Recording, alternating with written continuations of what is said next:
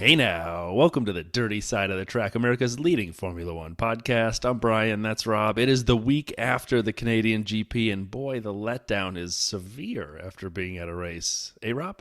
It sure is. I'm still sitting here rocking my Valtteri cap. I haven't taken it off all week. I've literally sat in it, slept in it, showered in it because I needed something to cling to because, we've been counting down to that for a year, and I'm so glad we've got so many pictures. Even the podcast episode last week where we both sound really rough. I mean, you can tell. Hoarse, It's about nice to yelling. have that, that we can look back on because, do you know what? I was sitting here this evening. I'm not sure if you're familiar with the Glastonbury Music Festival in the UK. Glasto, I go Uh, all the time. of course, okay, great. So the Foo Fighters were doing a set. They were there as an alleged surprise guest. I think it was what was it called? The Chernovers was this band that was supposed to be on the bill. It's a made-up band. And then the Foo Fighters came on as like, hey, it's the Foo Fighters. Although Oh, everybody wow. had seen Dave Grohl all day and they knew that they were coming on. But anyway, in a kind of bringing together, while I'm sitting there and I have been flicking through all my pictures from last week, like over and over again, especially the paddock stuff because it was insane. They started singing one of their new songs, and I'm not going to try and sing it. I'm just going to read out the first 8 lines of this song because it absolutely sums up last week. So it's called Rescued, and it goes, it came in a flash, it came out of nowhere, it happened so fast, and then it was over. Are you thinking what I'm thinking? Is this happening now? Oh, wow. Are you feeling what I'm feeling? This is happening now. That is exactly how I felt last Sunday morning. It was brilliant. We couldn't believe it happened, and then it was come and gone. And yeah, it's been a little bit of a come down this week, but it's okay. We're going to soldier on. We're not going to go on and on. We've got back to normal format, news and social, Brian's video vault. We are going to sneak in a little bit of stuff we forgot because we were so excited last Monday morning. We've got a little bit of Canada leftovers, a fantasy recap because we didn't even remember to even think about doing that. I was staring at Rob at the race was 2 Eastern in Montreal, and it was like 1:55. I'm like, crap, I didn't put my team in. And then I was asking you what you did. You go, I can't tell you. I go, come on, man. We're sitting here at the race. Just tell me what you did. I don't know what I'm doing. And I somehow beat you by leaving the same lineup in from the week prior. But And we'll so get did into I. it. When I told you I wasn't doing anything, I didn't change anything. Yeah. I was just Well, at busting your least chops. I somehow remembered I needed to do something, and what I did was nothing. Same here. And then we'll do an Austrian preview because we get back to racing next week. And Yeah. yeah, but normal racing that we watch on the telly and not in the paddock. Right, let's forget about that. Wait, wait, Um, wait. You didn't book your tickets to Austria?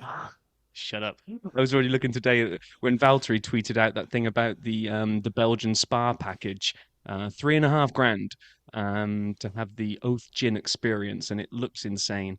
So I don't know if you saw my tweet, Brian, but I put a call to arms out there that any rich people that want to take up Valtteri's offer, if they also want to spring for tickets for me and you, we will take Valtteri's Oath package and we will add on guest third host of a future episode. I mean, that is a money can't buy offer, right? Did you All they've send got it to do from the is main account or from your no, you can account? retwint it. I did it for Okay. mine. And then I kind of said all they've got to do is spring for our tickets and hotel and accommodate and flights and accommodation. It's not a big ask. No, not really. I mean, especially if you're that rich. I mean, it's like a drop in the bucket. Exactly. Exactly. Right. Let's get on News. with this. News and social. So slow week, as it always tends to be in the off week between build up to race week. So I went searching the depths of Google, and yeah, we found a few things. So first things first, Audi started to step up their bid for being ready for 2026, and they have signed Swiss racing pro Neil Yanni as their new simulator driver. Yep, me neither. Uh, 39-year-old former test and reserve driver for Red Bull Racing, member of the Porsche factory team, and he won the FIA World Endurance Championship in 2016, as well as the 24 Hours of Le Mans. So he's got pedigree, this dude. Just never heard of him. Congratulations to Neil. Well, there we are. So, it's little things like this that I like to see that Audi are starting to, they're creeping into the news cycles, they're getting things ready. And we keep saying 2026 is a long time away, but it's going to be here before you know it. So Here's the question. Will we be at another race before 2026? don't ask that question. Oh, that's a good question. I want to go back to every week now. I want to do the thing I told you before Canada where we like booked the week of a cheap ticket somewhere and we just make it happen in like Bahrain. No? I absolutely. I mean, like Paul said in his review last week, like I'm sure we'll see them at another race because that's the thing about F1. Once you've been to one, it kind of gets you. He And nailed it. oh my God, he nailed it because I was on. I was actually. This isn't even anything to do with news and social, but earlier on, I was surfing Tinterweb and I was looking at the Austin GP tickets for just a Sunday only ticket, and they're not that bad. They're not that bad. The problem is, it's a bad weekend for me to be able to travel. Plus, all the airlines are cranking up the airline fees for that weekend. So, I don't know. But I was having a sneaky little look, and I was thinking, "What are you doing, Rob? What are you doing?" Oh man, you start the next one because I love this story. This is the favorite one that we found this week. Yeah, it is, and it is, and it isn't for me. I saw a nice thread the friend of the show, Break F1, did about this kind of being a bit rubbish. But anyway, the FIA is closing a loophole regarding work being done in divisions outside of a company's F1 connections being passed back to the teams and not being caught by the cost cap. And before everybody jumps up and down and go, "Oh yeah, Red Bull, it's Nui doing boats for the America's Cup and putting those wings on F1 cars." Yes, Red Bull are one of them. So Red Bull's got its advanced technology division, but McLaren has got its applied technologies, Mercedes has got applied science, and Aston Martin has got its performance technologies. So all of these things are units that allegedly, supposedly, have nothing to do with F1, but there's a suspicion that a lot of the work and technology and progress kind of gets fed back under the table and therefore doesn't get captured by the cost cap. So the FIA have come in, they've introduced Technical Directive 45, Yes, TD45. 45 is a good directive. That's a good one. It's one of my favorite directives out of all the numbers. It's right up there. Um, and it basically says they're free to still run these special project divisions, and that's absolutely fine. And they encourage that they should have these special project divisions, but any IP from them that is passed to the F1 team must be accounted for under the cost cap, which I do get. And this is how easily swayed I am by reading things on the internet. When I first read the technical directive, I was like, yes, yes, this will help level the playing field. We don't want these teams running off and doing all this stuff. And then Break put a really good thread together of, yeah, but, foreign staff don't really get paid amazingly well. A lot of the companies write it off as, oh, yeah, it's the lifestyle. You get to globetrot and see celebrities, so we're going to pay you minimum wage and you're going to be happy. And they're holding back the cost cap for all their big hitters that they've got to employ. So a lot of these companies have kind of put in some of their uh, talented people in these kind of shoot off parts of the organization in order to funnel that back to keep these people on the books. And if that's suddenly going to start coming to the cost cap, are you just going to see F1 teams skinnying down even more than they already do and people lose their jobs over Yeah, it? So I was like, huh. that's not There good either. was me on my moral high horse championing TD45, and now I'm like, there does appear to be another side of this coin that I wasn't really aware of. So Yeah, the devil's always in the details, right? it is. It is. I mean, if 4 of the 10 have got these big fancy divisions and the other 6 haven't, it does feel correct to level the playing field, but you kind of almost feel like the other 6 should get given one of these departments rather than the other 4 have them taken away. But, there we There's are. there's always enough money unless you're the W series, which went Yeah. officially went bankrupt, or as I guess they say over in Europe, into administration. This actually happened right before the Canadian GP. But we'd been talking a lot about the academy here, and actually, I believe that the driver number 67 in the F1600, I actually think I'm right, Megan Gilkey's, I think is in the academy that we were Yeah, cheering Megan. on. Come Yeah, on. Megan, I got to get a Megan T-shirt because I mean we were cheering so hard for her, not knowing who it was, and then it turned out she's in the academy. But yes, sad news for the W Series. I believe they ran 3 full seasons, and I think Jamie Chadwick won all 3. But I'm going on memory there, so I could be way off. Yeah, and I think it was one of Matt Bishop, a friend of the show, uh, tweets where he was kind of saying like a lot of people kind of like pointing at the W series and saying, "Ah, it failed." It's like, well, it didn't fail. Like, I mean, technically, as an institution, it has now failed by going into administration. However, probably has laid the groundwork and got a Yes. lot more media attention and spotlight on the need to get women into motor racing. And if that helped lay the foundations for the academy, then probably it's been as successful as it could have been because maybe it was never going to be able to stand on its own 2 feet completely.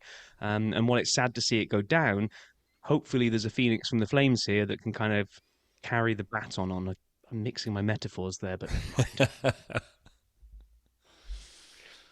Oh, Oh, so as we were, stood a couple of feet from Piastri and Norris, we thought we'd talk about a little bit about McLaren.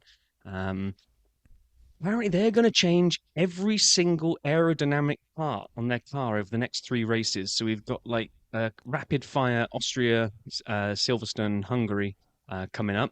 And Andrea Stella says that almost every surface will be overhauled as part of a quick fire 3-stage update. So, it'd be cool if it did, because adding them into the mix as well to kind of get their elbows out and get up with Aston and Ferrari and Mercedes is, I think it's only good. We get some more teams joining the front end of the action, right? agreed, 100%. 100%. And then the last piece of news, F1 CEO Stefano Domenicali says the series will continue to target 24 events, which is perfect because if you remember, I'd had the idea to make it into 6 quarters, 6 races a quarter in Brian's calendaring idea. You did, yeah. And it just so happens 24 is divisible by 4. So what they want to do is do 24. They think that's the right number. It's a good balance between the logistics and the people that are working but delivering a lot of races. And his quote is, I would say this is the number we should target to be stable for a long time. They obviously shot for 24 this year, lost China early to COVID 23. Last year, didn't they? Or was it 23 last year? 23, yeah. We haven't gone above, for every year they've tried to go above 22, we've never hit more than 22. Right. And then Imola, obviously, with the floods this year. So we're at 22 if we get all the rest of this year. But, we'll see. And I mean, like we said, that's another issue where we all want more races, but we also recognize that, people who work in F1 have families and friends and a life, and they don't always want to be on the road. They do, and therefore, like, breaking news, I am willing to offer spare rooms in my house. People can put tents in my backyard. If Formula One wants to add another venue, say, I don't know, in the center of Connecticut, I will get all aboard that, and I will house as many teams as they need to, because I need to go to another race, and I think my only chance is if it comes to me rather than me go to it. Oh. No love for the Central New England GP. Isn't there a race course? There's Pales from the Iron Horse, Lime Rock. We're telling me there's Lime Rock up there, and I'm getting. And the F1600 series has been there. I've just missed it, but there is a GT series coming in July, which I'm now, because I've just got the bug for wanting to go to a racetrack. I think I'm going to go up to Lime Rock in July and watch this. Go with some of the Iron Horse people; they'd love it.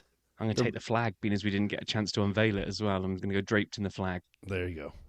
All right, quickly shifting to the video vault this week. A handful of really good videos. I want to highlight this, that while the news was a little slow, the videos were rock and roll, man.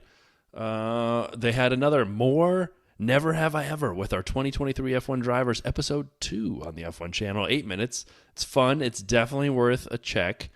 I gotta be honest, whenever they ask an embarrassing question, it feels like George is always lying. Like, have you ever cried at a movie? Oh, he's like, blimey, no. And then, but everyone else is like, yep. And then they name him. Sorry, was George in here a minute ago? I know. I don't know. Wait, did he run away? George, come back, George. George! And so, like, in my mind, it's George. That was you. That was so great. That was so great. But who's Peter in their cars? Who cries at movies? They got a whole bunch of stuff. Really good. And then one of our favorites, Lollipop Man. It requires a shout out this week. The Canadian GP. Rob, talk a little bit about it, because I know you love this one. I've been a big fan of Lollipop. Lollipop? No idea who that channel is. Lollipop Man since the beginning. But this is, to quote you, Brian, chef's kiss so far. This, I think, is the best video he's ever done. There was just so much packed into it. It was. He's just getting cleverer and cleverer and cleverer of combining all these different stories. So he managed to wrap kind of George's accusations of people not having spatial awareness to when he crashes into the wall. He accuses the wall of being the next one that doesn't have spatial awareness. You've got attention to details of the pit wall, which I'm not going to spoil it. Just when George goes into the wall, it pans down the pit lane and it shows the inside of all the pit walls, which me and Brian walked past last week, by the way. They convert the rear wing of the AlphaTauri into having loose trousers or pants. There's a Men in Black moment. There's Ferrari strategy celebrations, and just so much more, all crammed into this 5 minutes. It is just absolutely brilliant. So you have to go and watch it. And if you don't like it, you're wrong. Why don't you hit the next one, because you found this one too? The next one, right? I'm I geeked out a little bit. So again, friend of the show, Break F1, um, did a video which it was tongue in cheek. The clickbait title is this F1 suspension trick overpowered, and it was nothing really about that. It was about what fascinates me is details in this sport that I love that I've never really paid any attention to. And then when somebody explains it in aerodynamics for dummies so that I can understand it, I think it's amazing. So they were talking about the Red Bull.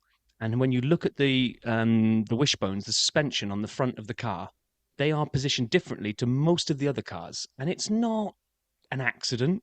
It's Nui genius, or maybe someone else in the suspension division, and we're giving all the credit to Nui. I don't know, but he was taking us through how when the car accelerates, the way that the forces act upon the front suspension actually can help the car accelerate out of corners on the rear of the car, and at the front of the car when they're braking into corners, it can help as well. So every single possible attention to detail of how this car can maximize every part of these regs. It's 40 minutes. It is quite long. It didn't feel like 14 minutes when I was watching it. And if you do like to kind of learn a little bit more of the technology of these cars and how they work with aero, definitely worth a watch and definitely worth a follow for Break. So you're telling me the Williams flat floor is not the way to go? Well, not according to last race, it is.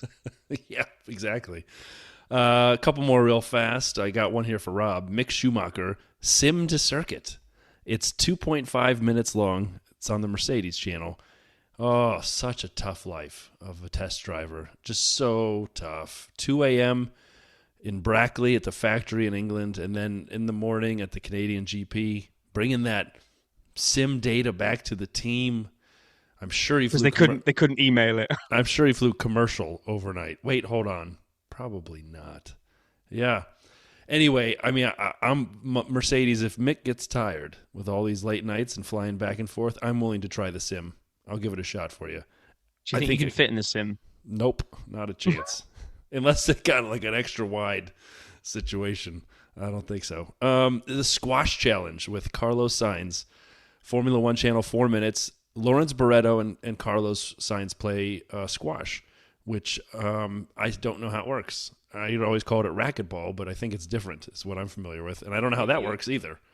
So. It's apparently very. I don't know either sport, but they're very close. Something to do with where the lines are drawn on the wall, I think, and where you can hit the ball. I don't know. Silly little. Oh no, I don't say silly little and offend people of it, but it looks funny when people are playing, where they're in a tiny little box room, smashing this little non-bouncy ball as hard as they can until they all collapse down in a sweaty mess and someone wins. But apparently, it was. Oh no! Should I spoil it? No spoilers. I haven't seen the video. I've only listened to the Padhock episode this week where Lawrence talks about the filming of this with Sainz. Sainz.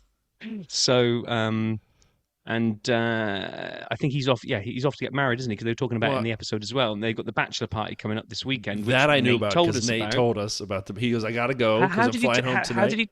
How did he tell us? Where were we, Brian, to get this information? We were in the paddock and we saw Nate, and I yelled as he's going, "Nate!" And he came over, and then we were talking for 15 minutes. And he goes, we were talking about travel home. He goes, "I'm going tonight because I get home for a little extra time before Lawrence's bachelor party." And we said, I guess our invitations were lost in the mail, and they still are, but that's okay. And then finally, we're going to close this out. Quadrant, which is Lando Norris's channel. Hole in the Wall. It's 8 minutes. This is the first Quadrant video I've liked in a while. And I know that may sound terrible. I love Lando. I just find these videos a little too, I don't know, overly produced. And this one was fun. They basically put people in a go-kart, or a cart, I guess, technically, and they put a hole in a foam wall, like the shape of a person driving the cart through. And you have to go through at full speed without hitting the foam. And so they give you challenges. They make it harder to do it. Like there's put something in the way and you have to go around a curb and get through it. And if you lose, you get dunked in a dunk tank. Now, I won't tell you what happened, but I'll tell you this. I did not know this. As I'm watching this, I'm looking. And me being a nerd of the YouTubes, I'm like, isn't that Arava? The streamer, the guy who does all the F1 streaming, like the games and all these things? And it was. He's part of the Quadrant crew. Did I miss this memo? Has it been forever? I don't know. But it was him. I'm like, oh, it's exciting because we've talked about his videos on the Video Vault before. Anyway, closing the vault door, Rob, talk about those last couple things we missed from last weekend. Yeah, absolutely. So there were a few things that we maybe omitted during our Well, our difficult Monday morning after the adrenaline rush of the weekend, we tried to do an episode, which it seems like we summed it up pretty well. But yeah, we missed a fair few things out of there. So first things first. I did actually kind of mention it when I was talking about the crew from the Iron Horse that we met up with, but because I said, "Oh yeah, and they came over," and I was like, "Oh no, it wasn't. That was the F1 guys." And what I meant by that was the F1 dot podcast. So we met up with John. Well, I'm going to say Ricky, Rissy. I'm not sure, but it's RICCI. John Ricky. I'm going to go with. He came running over. We've been trying to meet up all weekend. We had a number of different people that we've been trying to meet up with, and all of a sudden we were in the same place at the same time, and he came running over. He gave me a rather large hug, which I've got no problem with that. What I had a problem with was, it did send my beer down, and those were $11 beers. So I managed to quickly scoop that bad boy up again. But I missed that part as I was coming back. You from were the taking a washroom. whiz, yeah. You were over at the world's longest line. Oh, yeah. Ugh. Anyway, so forgot to give them a shout out last week. It was great meeting up with them. Hopefully, we can actually do something. And I think they're Canada's #1 F1 podcast. So we've got some synergies going there. Are they really? My mom said that about them too.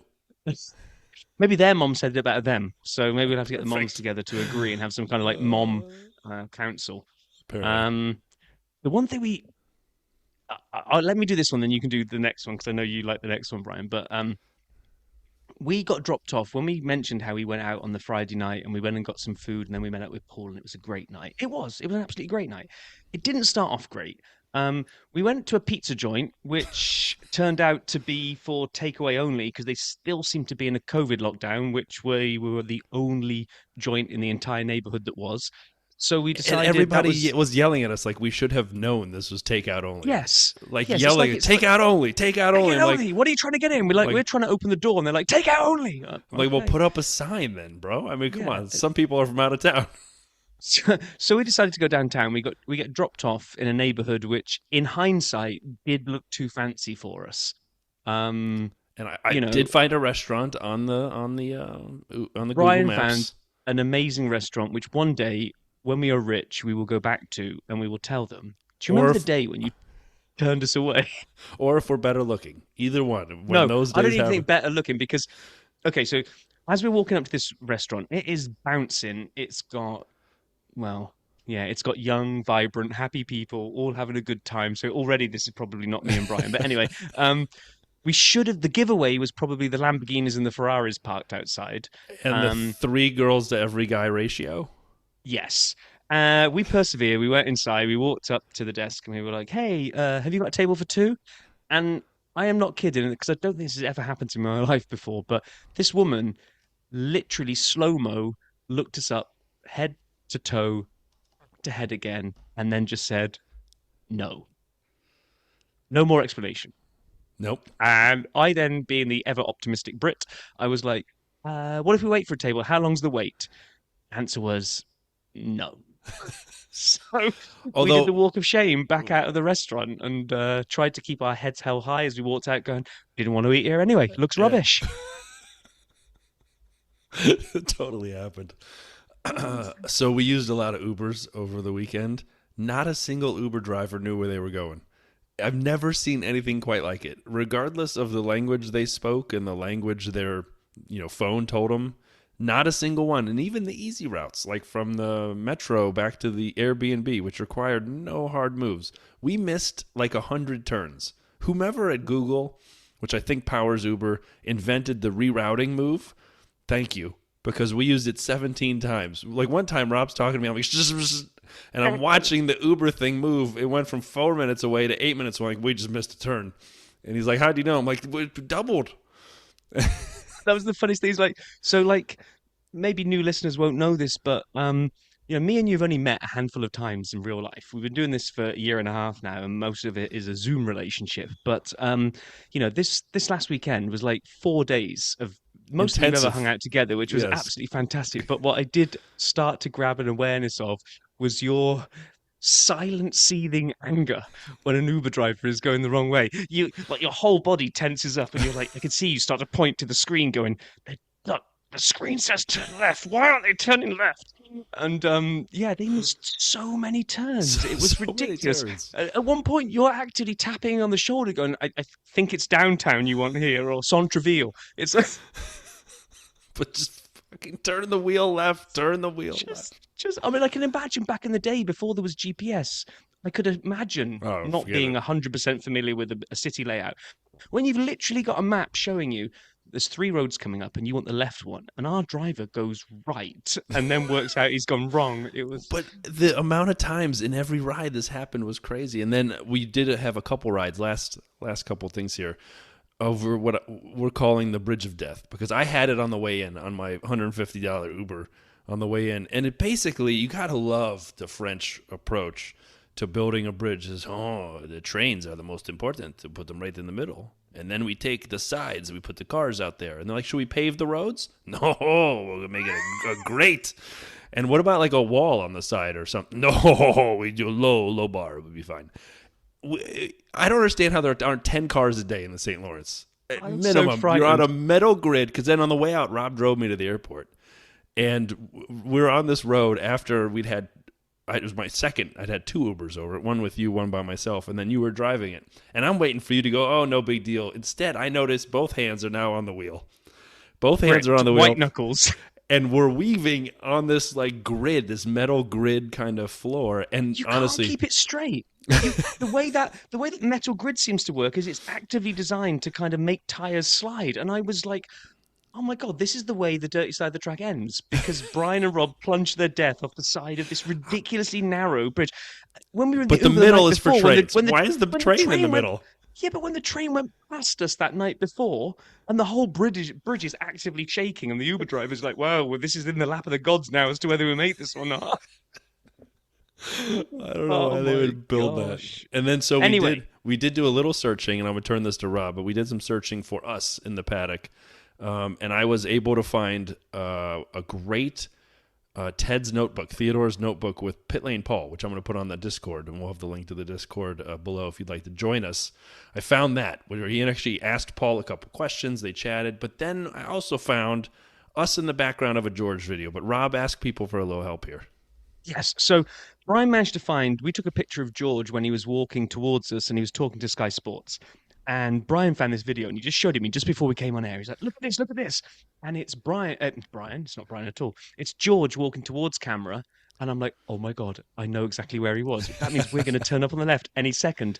And Brian's already watched this, so he knows what's going to happen. He's leading me on as it's getting closer and closer. I'm like, "Oh my God, we're going to be on TV any second!" And just as me, Brian, and Paul come into shot, the left-hand side of the screen gets the overlay of the next video you might be interested in, pops over the top of it, and blocks all 3 of us out. Oh, You can see our shoes. That's the only way we know it's us. So we've got 2 call to arms to anybody out there that has got access to be able to watch any kind of rerun of this on, probably from the UK, Sky Sports News. If you maybe kind of DVR'd the race and you can go back, you've got George being interviewed just before the drivers' parade.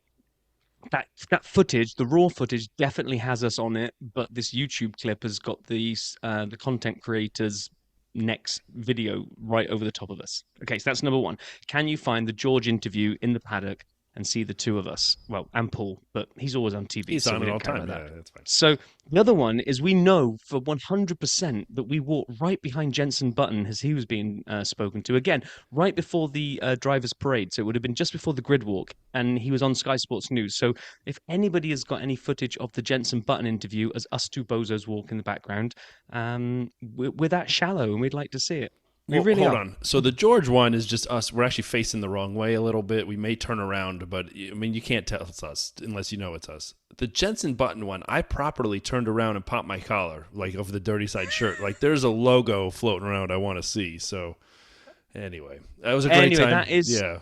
It was an amazing time, and we won't harp on about it. We will probably reference it multiple times during the rest of the season, but I think we do need to move on from Canada, our experience of Canada, and maybe the way to put a bow around this is to finish off the fantasy recap. Let's do it.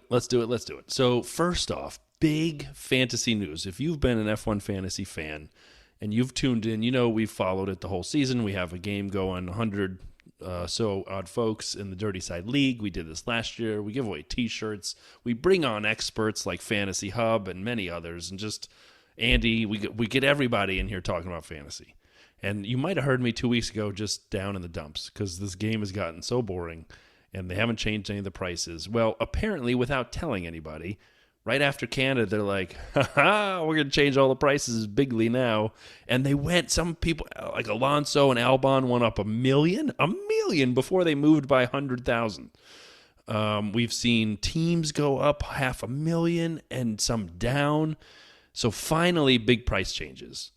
Will it be enough? Probably not. By the end of the season, maybe we'll have caught up. I'm sure they've got a plan, but they didn't tell anybody. So anyhow, keep your eyes peeled. They're finally trying to make some changes. It probably won't work because nothing ever has on this game, but I'm giving it a try. This is the frustration for me, is that this is exactly the feedback the whole community was giving towards the tail end of last season. Prices, right? Get rid of the dynamic pricing where people can use and abuse it, but just go to some proper reflective prices that have much bigger variance. That if somebody does really, really well, their price should go up like a stock market. It's when we started getting involved in like Formula Market, which has now gone on to what's it, Real Fantasy Sports? Is that the replacement for it now? So get aboard that. We'll tweet that out as well. Get on board there. But they didn't do anything about it. And then everyone moans about this, and almost like they begrudgingly then start to do stuff. It's like, and it'll take them many moons to get to the right price. I actually think I found the headquarters theme song for the fantasy game. It's right here. Okay, so anyway, Canada. Let's talk about who finished where. First off, let's get the hosts out of the way. Brian, 26th. Rob, 41st. Apparently walking around in the paddock didn't help our scores that week. No, but despite the large variance in positions, I was actually pretty happy that points-wise, I was about 6 points behind you. So although that's like 20 places behind, there was a lot of tied for. I mean, when we look at this leaderboard. I mean, look, so there was a number one with 283 points. Machina. Okay. And then a bunch of people tied for second. Everybody I'm about to read will take a second place up to 13th. So I'm just going to do all the seconds at 279. French Vries, right? De Vries? French Vries. Little Seal Racing. SI Sport F1. Bayou Piastri. I think that's Sci Sport one, but you know. Sure it is. Bayou Piastri. San Gaucho El Cuelo F1. By the way, I was intermittently breaking into Spanish in Montreal. It didn't really pan out for me. For that French-speaking country. Correct. I would run into somebody. I'm like, lo siento. I'm like, that's not the one I wanted. Afoninje 1. Crash Team Racing 1. The Sigma Tauris. Busy Bee Racing. I think that's JP. Haley Torque F1. And Tails I Win. Is that Andy? Talis I Win, not Tails I Win. That's an I? That's an I, yeah. The I and the L, it's a funny play on words, Brian. It's gone right over your head. But you look at that, you've got number one, and then you've got like 15 players in number two. So the spread was, again, probably because of the template situation, but you know, it was close. It was a good week. So then do you want to read out the top 10 on the overall? No, because I love your inability to pronounce things, and fantasy's your bag, so you go for it. All right, well, then I'll start. Some chap named Dirty Side Sap, 24-25, still in first place. Followed by Mick Lapham, Blacks for Strap-On, at Alan Giron, 4 or Shore, and Vincendes 1, all tied for fourth. Busy Bee Racing, Much Mistaken, Potenza Racing, and Crash Team Racing 1, 7th, 8th, and then 9th. And then tied for 11th, Relampago, Marquinhos, and Checkoed Flag. I love Checkoed Flag. And so that puts me first and you 36th. Which is an improvement from last year. So I'm quite happy that I'm gaining on. I was in the bottom half last year, so now I'm almost knocking on the door of the top third. So, you know. Yeah, not bad. An improvement season on season. Yeah, Andy, where's Andy Taylor? I mean, I know he's playing. I mean, I'm happy I'm ahead of him. But anyway. Well, it's just because me and him are crushing you so badly in Question of the Day on Discord that he needs to give you some victory. I answer like 2 a week. So I'm going to ask. JP told me you answer every day. You just get them wrong.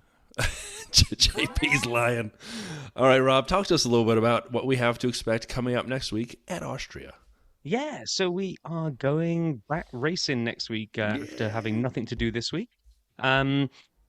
Austria. So I didn't know this. We didn't really hit this hard. I was looking at the preview from last year, so I was saying to you that let's not keep previewing things the same way that we did last year. But obviously, last year we were newer, fresher, knew less about what we were doing, even though we don't know what we're doing now, and we missed a whole bunch of stuff. So, Austrian Grand Prix has actually been held at two different locations in Austria. It was originally held in Zeltweg, west of Graz. Graz? Sturm Graz is the football team, so I'm going to call it Graz. And it was an airbase. It was the location for the 1964 GP. I think it did a couple of non-championship races before that, which we still haven't looked into to understand what a non-championship race was and why they existed. It only took us like 8 of these to finally do Nui, so it's about the 9th non-championship race. We'll get to it eventually. We will. Won by Lorenzo Bandini in a Ferrari, and then instantly deemed too dangerous by the FIA, so was pulled from the calendar.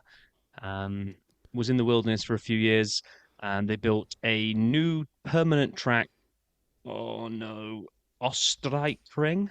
Yep. That's what I'm going to go for. It hosted the race in neighboring Spielberg, so like 4 kilometers down the road, and it ran from 1970 to 1987 until the FIA came in and went, hang on a minute, guys, this is a little bit too dangerous. So it got pulled again.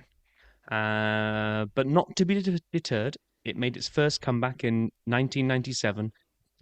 It was refurbished and brought up to date and renamed as the A1 Ring, which I didn't know this, but apparently there is a mobile phone company or a cell phone company called A1 that funded a lot of the construction. So they went, do you know what? We'll name it after you. A1 Ring. Boom. And I think so the records in most places go back to 97 to this revamp. This is kind of when most people view the track really starting in terms of modern day records, just as a note. So keep going. Yeah, no, I'd agree because I think they did so much. If you look at the track maps online, it was so massively revamped at this point that I think like going back before it's like you can't compare it as much. Do you know who won the 97? The 97 one? Yeah. Take a guess. Who was the champion that year? I don't know, but I'm hoping that any second now I'm going to hear it from beyond the. This is Jacques Villeneuve, and you're listening to the dirty side of the track. Did I mention we shook his hand last week? We met him. Yeah, we did. Nice guy. You remember you were on our podcast? Oh, sure. Sorry to interrupt. So no, you throw me now. I'm just gone back to remembering shaking Jacques Villeneuve's hand, and him pretending that he remembered who we were. Right. Anyway, so it was on the calendar until 2003. It kind of gets remembered unfairly because it's nothing to do with the racetrack, but it's remembered in the 2002 race when Ferrari told Barrichello to pull over and let Schumacher through, which was, as much of a Schumacher fan as I am, this one still sticks in my throat because Rubens probably biggest smile in F1, one of the sort of most popular figures in F1, and that was his win. He'd earned that, and that just stunk the place out, that race. Agreed. I remember watching it, and I can't tell you hand on heart if I booed at that point, but I feel like I did because it was just wrong. And they tried some crappy attempt at giving it back to him, or I think was this the one where Michael handed him the trophy and then he got penalized for doing that too? Yeah. It was just a cluster all round. It wasn't great. But then 2003, it fell back off the circuit, off the calendar again. It made its second comeback. So it fell off the calendar in 2003. That was its final one. 2004, Red Bull company bought it.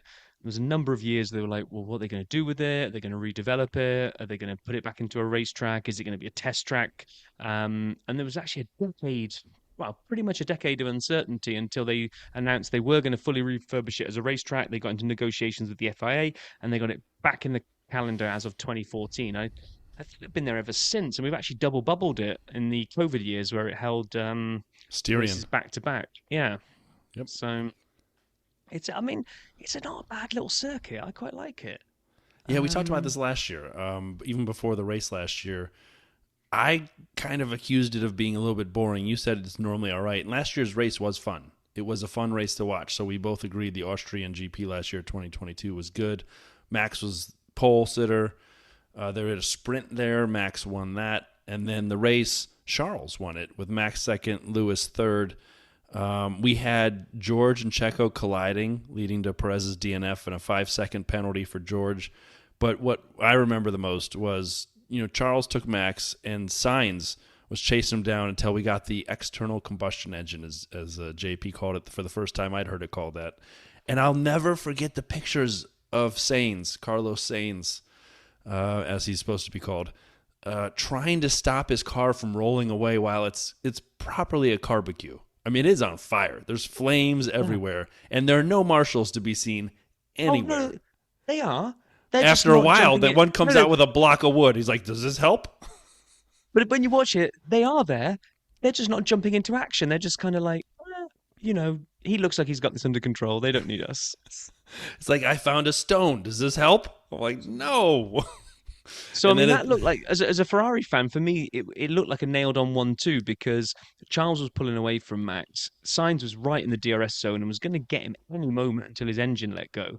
And then I just remember, it was a couple of laps later that Charles started going on about, was there something under his pedal or his throttle was sticking? I was like, oh no, we've got a double DNF incoming for Ferrari here. But I also think this was about the turning point where Ferrari season really went further into the crapper last year. But he won it. Charles won it. I'm not saying this race. I'm saying it was around this point. Yeah. But you're right. Yeah. Do you remember him on the radio? Like, I have to pick my pedal up with my shoe.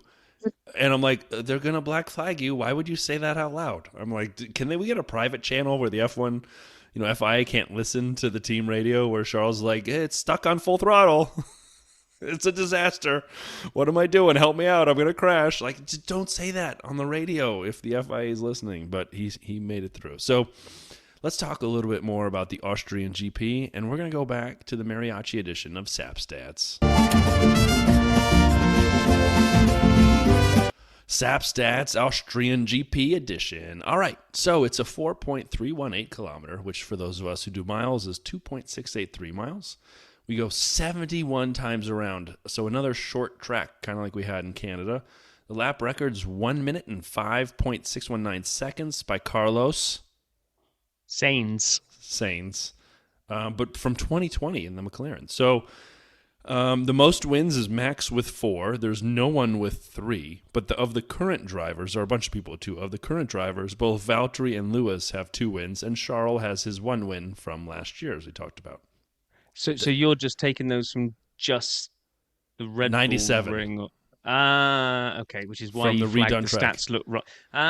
Okay. So the stats that I'd pulled together were for the Austrian GP, as in forever. Regardless, that's including the old Ostrich ring. But it's still wrong. And Zeltweg. Max is 4, and you had him at 3, and then you didn't have Lewis at 2. Yeah, so but maybe it was stats were Wikipedia. broken. Maybe they haven't updated it. But whatever. And so 18 races since 97. There have been 2 Styrians, as I said, in there. And 16 races have been won from positions 1, 2, and 3. 16. 1 race has been won from 4th, and 1 race has been won from 7th. So you really got to be in the top 3 to have a shot at this thing. And I did a little extra research because SAP Stats knows no bounds. We're going to do it one more time.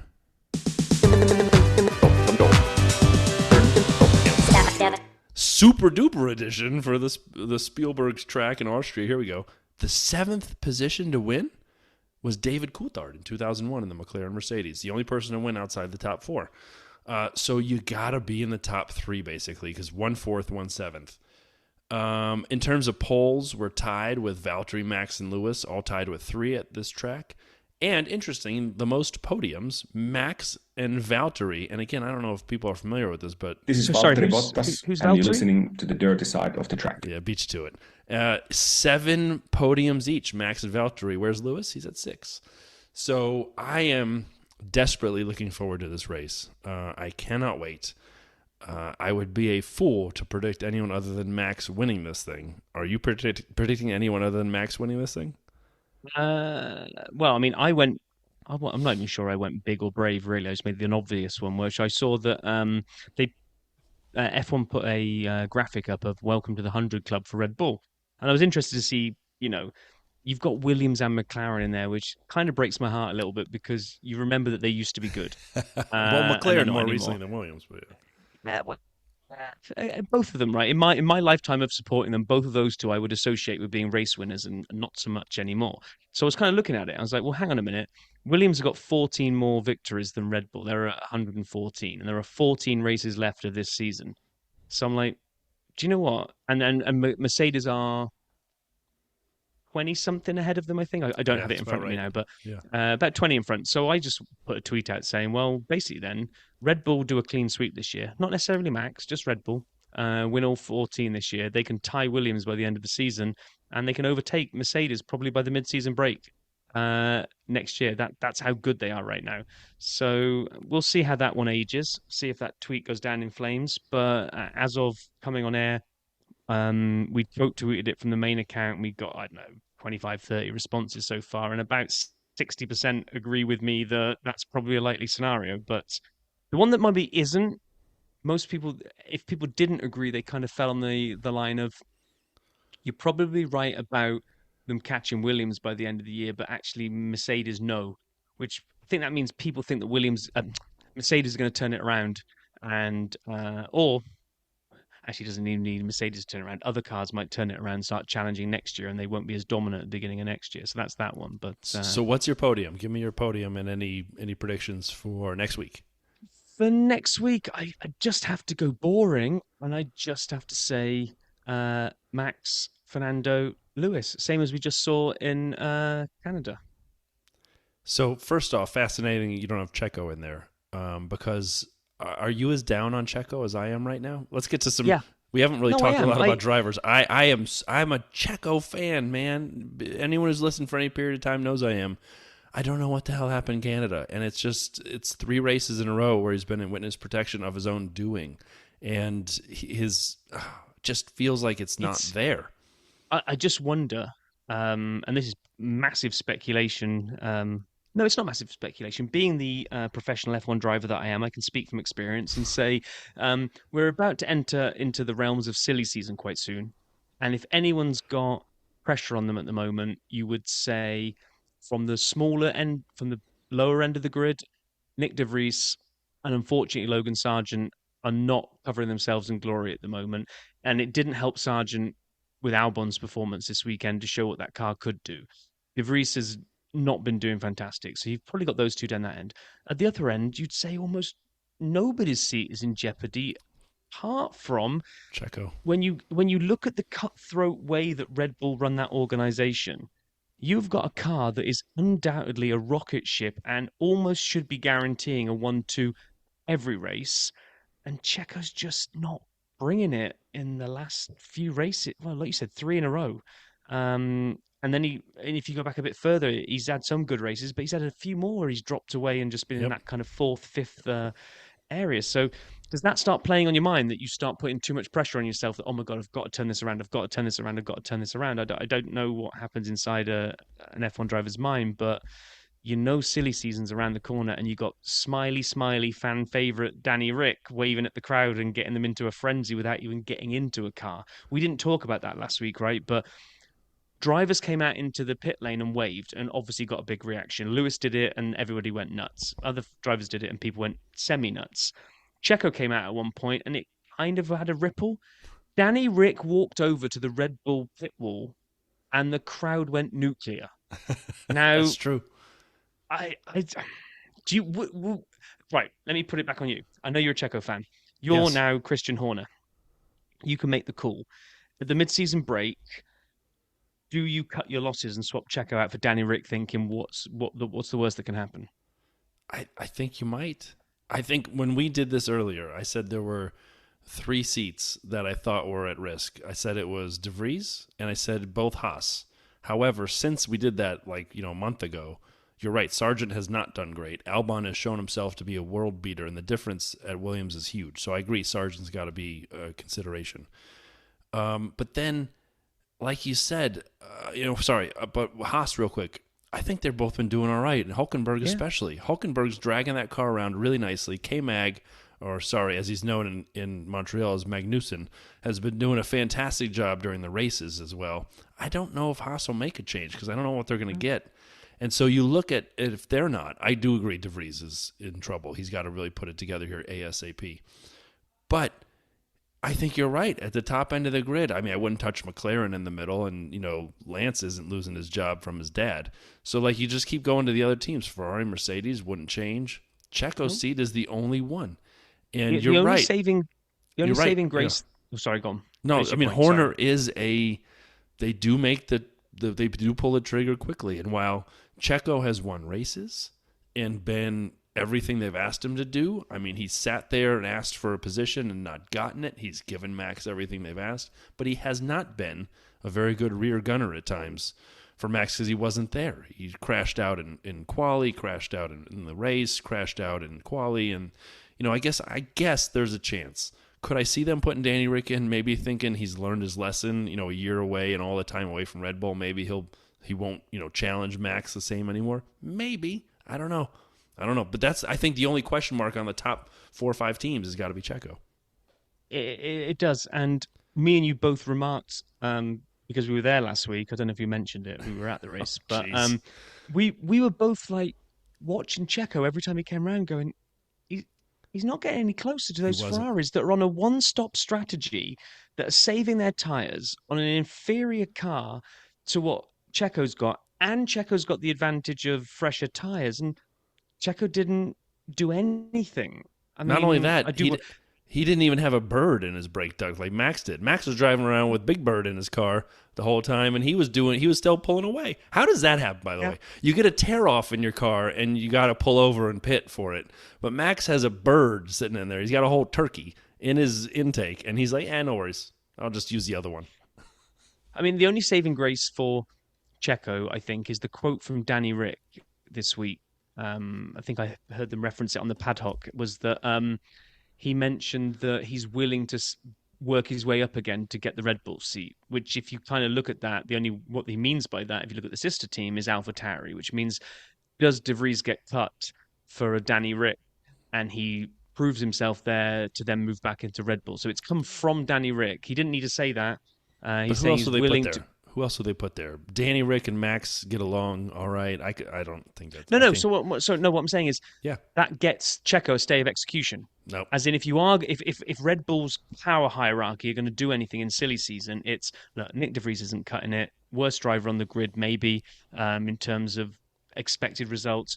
Get Danny Rick in there, see what he can do. That lights a fire on Checo's ass for the rest of the season, saying, look, you need to be bringing home the bacon and giving us a 1-2 every race, because look what, subject to Danny Rick doing something okay in that AlphaTauri, it becomes a threat of next season. So that to me feels a little bit strategic, that it kind of like, you don't need to bin Checo in the mid-season, but you light a fire on him by putting Danny Rick into De Vries' seat. Well, but you're shaking your head and you say no. No. I mean, I don't know. I'm a big Checo fan. I'd love to see him get a chance to kind of stay. I think he's done everything they've asked. Has he been perfect? No. But I mean, there aren't a lot of better options, but we'll see. Just to close out my podium perspective here, I have Max first. I'm going to go out on a limb here. I'm going to really go a little different early. I'm going to say, yes, Logan, the Sergeant. No, my number 2 driver on the podium for next week will be... I see him putting it together. And then I see Lewis third. I see a Mercedes double podium. Fernando finishing 4th or lower. I don't know why I say that, but he's been Johnny consistent, but we'll see. And here's the prediction that I made before, which no one seemed to give a crap about, named Rob. I think Max will do another Grand Slam. And we talked about how rare they are. I'm predicting a Grand Slam for Max at Austria.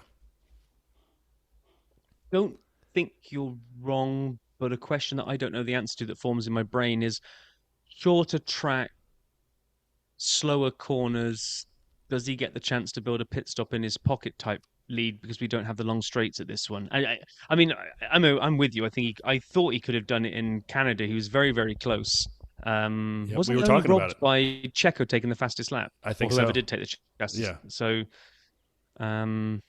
Big I mean, I think he could. I lap. just don't know that the track allows it. So, well, what if the other people around him pit first, and he's true. out there, True. and I could see that they're gentle on their tires, and he builds a lead. I could see him waiting. I don't know. We'll see. We'll find out if there's not a ton of safety cars there, because it's a little easier track, so might allow him to kind of pull away. I guess we'll find out. Yeah, agree.